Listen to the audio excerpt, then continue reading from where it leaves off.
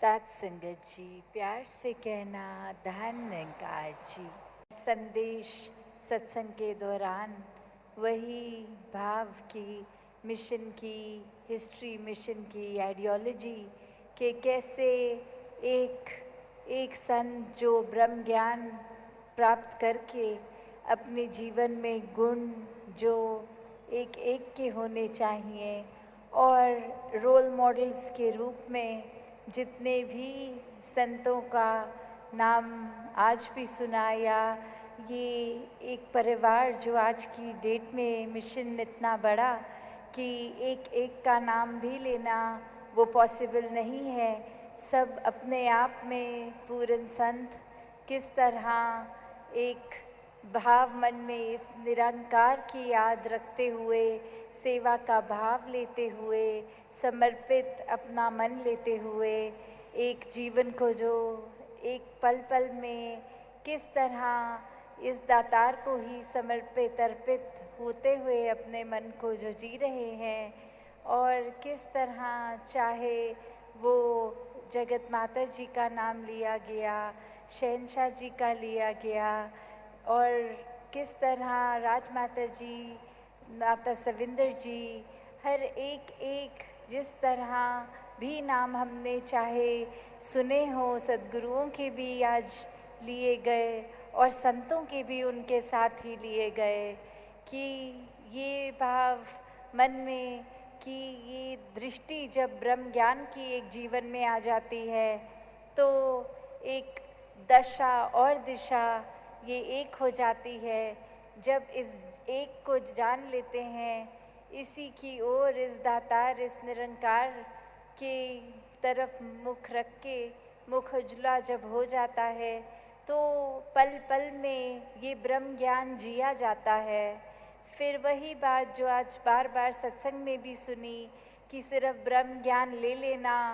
ही मुक्ति का एक फाइनल नहीं, ब्रह्म ज्ञान जीना पल पल, और ब्रह्म ज्ञान पल पल कैसे जिया जा सकता है,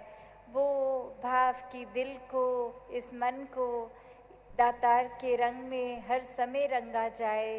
ये जो संत हैं, महापुरुष हैं, इनकी चरण रज, इनके जो भी बातें सुनने को मिल रही हैं, इनसे शिक्षाएं, वो सुन सुन के अपने जीवन पे सुधार करना, कैसे मन से सिमरन, पैरों से सत्संग और हाथों से सेवा, ये हर कोई जब करता जाता है तो ही ब्रह्म ज्ञान को जीते हुए, जैसे कण कण से शिक्षा लेते हुए अपने जीवन के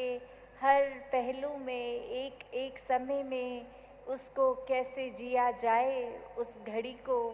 वो ब्रह्म ज्ञान जीना है। कि जब इस निरंकार को याद रखते हुए कोई भी काम करेंगे, और वो सारे पलों से ये ज़िंदगी बनी है, तो हर पल में जब ये दातार है तो पूरी ज़िंदगी ये दातार है। तो बस एक कर्तव्य जो एक भक्त का रहता है वो यही कि हमने इस निरंकार को कभी नहीं भूलना।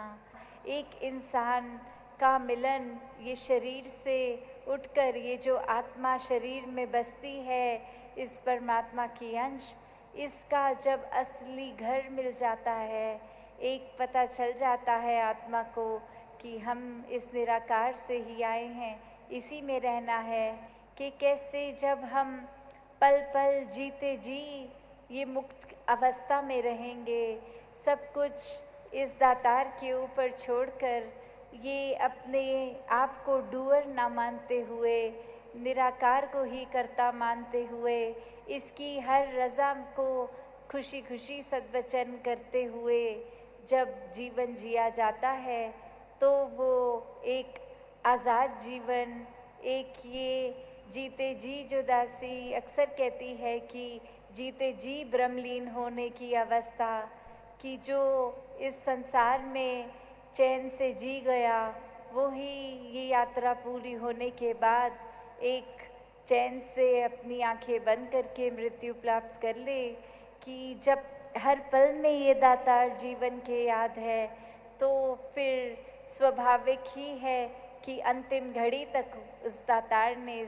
ने याद रहना है। और फिर ये ट्रांजिशन, आत्मा से शरीर का निकलना, निराकार में लीन होना, ये इस आत्मा को भी पता होता है कि कहाँ जाना है। और अक्सर ये जो हम आज़ादी की बात करते हैं कि जब ब्रह्म ज्ञान लेते समय भी वो बताया जाता है कि ये फियर की बात, इल्यूजन्स की बात, कि कैसे पल पल जो डर सा लगता है तो किस तरह ब्रह्म ज्ञान के बाद ये डर बिल्कुल चला जाता है, जब एक सिक्योर फील होता है कि ये निराकार तो हर समय अंग संग है।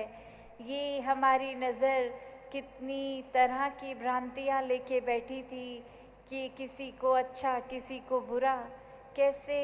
एक एक बायस किस तरह ये ब्रह्म ज्ञान निकाल देता है। तो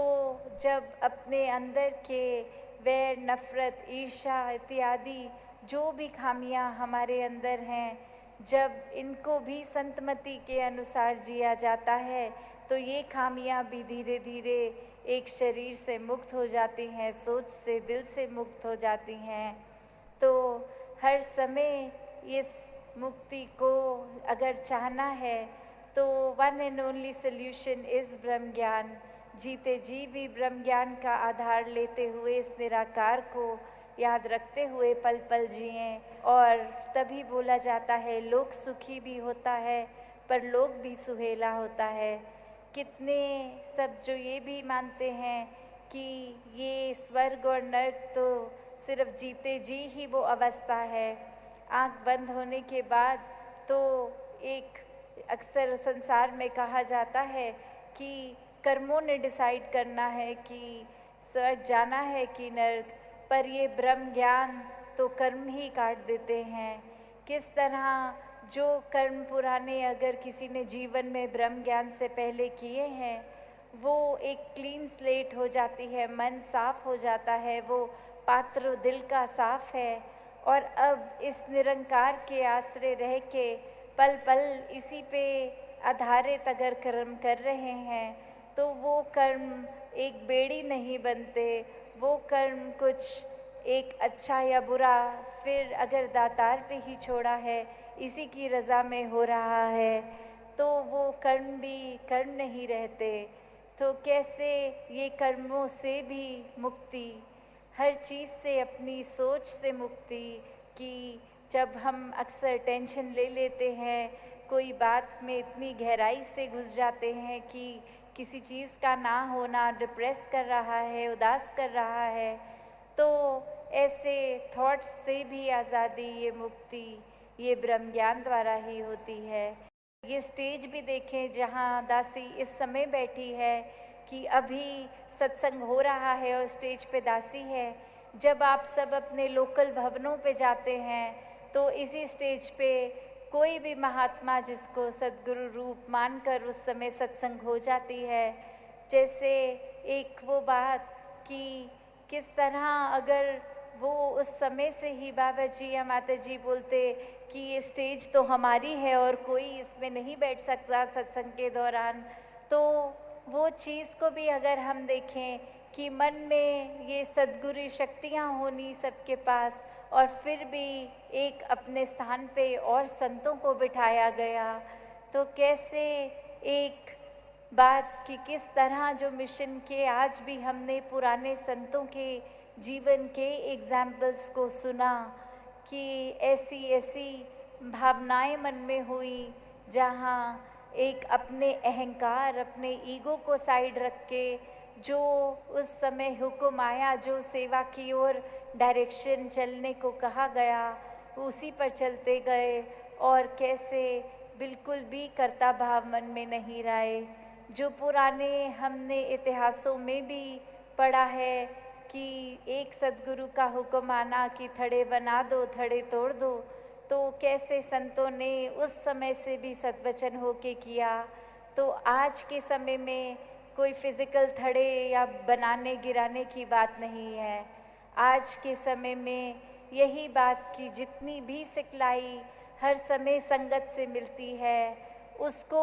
करना, उन पे चलना, अगर कभी कोई ड्यूटी भी है या कुछ भी आज अगर लग गई कि इस जगह रुक कर ये कार्य करना है, आपको ये करना है, और उस दिन जब ड्यूटी पे पहुंच रहे हैं और कहा गया, आपको कहा तो था कि आपकी आज स्पीच है,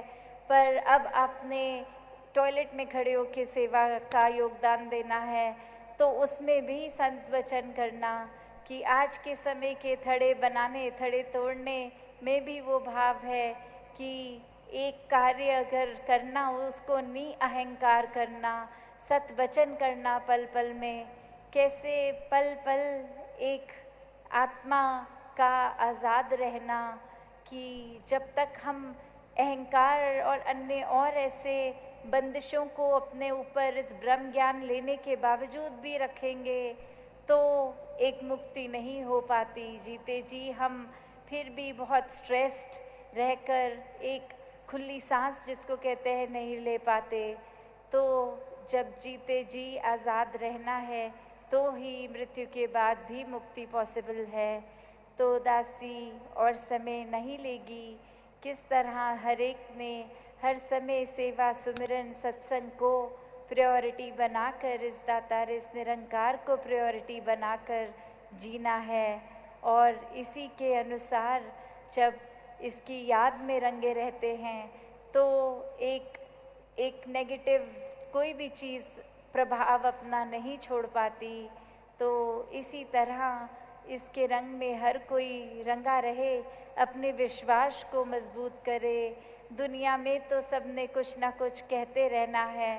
वो एक जो बात अक्सर एग्जाम्पल भी आता है कि घोड़े के आसपास एक लेदर का पैच लगा देते हैं कि अपनी चाल वो सामने ही अपनी चलता रहे, डिस्ट्रैक्ट ना हो दाएं बाएं। तो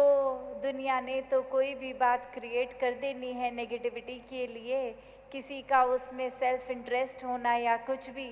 और संतों को हमेशा पता है कि दिशा असली क्या है, हमें सीधे अपने निशाने पे इस निरंकार से जुड़े रहना है, वरना तो माया तो पल पल हमें अपने रंग में रंगने की कोशिश करेगी। तो सब अपने विश्वास को जहाँ पक्का रखें, वहीं एक लेगेसी मिशन की इतनी स्ट्रॉन्ग, उस पे पल पल अपने आप को मिशन की हर सिखलाई पे, आइडियोलॉजी पे बेस करके एक जो इतनी सुनहरी हिस्ट्री रही है मिशन की, उसका पार्ट, क्योंकि आने वाले समय में हम भी हिस्ट्री ही बन जाएंगे, किसी ने हमेशा के लिए नहीं रहना। तो आज हम ऐसा इस मिशन को अपनी तरफ से क्या देन दे के जा रहे हैं।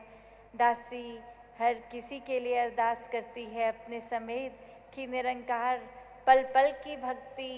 एक ज्ञानी भक्त की अवस्था बनाकर, इस प्रेमा भक्ति में हर एक को रंग कर, इस रूह को आज़ादी इस ब्रह्म ज्ञान द्वारा हर एक को मिले, हर एक के कर्म ये दर्शाएं कि हाँ इसको इस परमात्मा का पता है। तो दातार हर किसी पे कृपा करे। सत्संगत जी, धन अंकार जी।